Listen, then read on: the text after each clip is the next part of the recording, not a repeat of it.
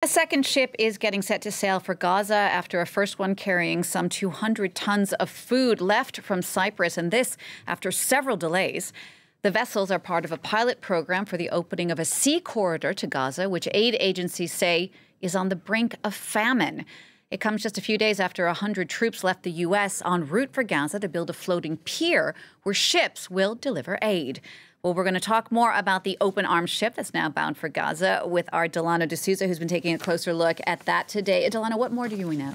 Well, Jeannie, as you mentioned, 200 tons of food is on board this ship, which is being run by Spanish NGO Open Arms, and it's going from Larnaca in Cyprus all the way to Gaza. Now, the distance is quite short, roughly 390 kilometers, around 250 nautical miles. It's a journey that's expected to take less than 2 days. The ship set sail yesterday, so we're expecting it to reach between now and later tonight. Now, because there is no port near the Gaza enclave, workers with the U.S. NGO World Central Kitchen, which has staff currently on the ground in Gaza, are currently building a jetty, and they're using things like rubble from building debris, etc., to make this possible. The jetty will then be used to offload this aid, which includes things like rice, flour, lentils, canned goods, and there are roughly enough meals for half a million people. Now, World Central Kitchen will then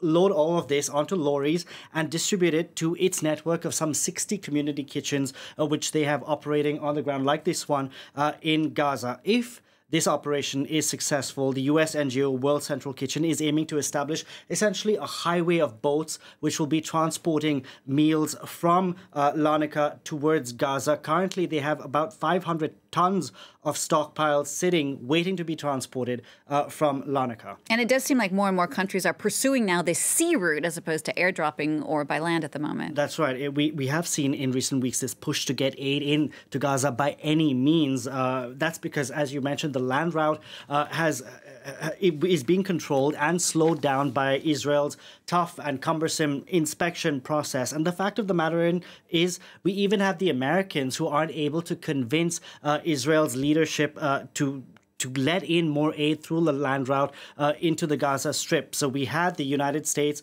joining other countries like France, like Jordan, to carry out those airdrops. But airdrops are expensive, and also last week we found out that they were dangerous after one pallet, the parachute on one pallet failed to open and killed 5 people. Now, the U.S. is also going to be building a floating pier off the coast of Gaza, which they're hoping to complete by June. But the fact of the matter is we need to get in aid right now because the population of Gaza is facing starvation. According to the United Nations, 500,000 people are one step away from famine.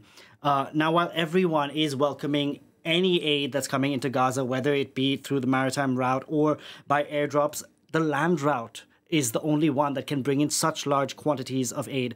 On Tuesday, that's yesterday, we had the World Food Program who managed to get in aid into northern Gaza. They had stopped sending aid for almost 3 weeks now due to Israel's inspection process and a complete breakdown of law and order in northern Gaza, because we have seen this huge level of desperation. And the organization says they need to be making aid deliveries into northern Gaza every single day.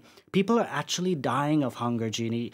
In Gaza, 25 people, mainly children, have died from malnutrition.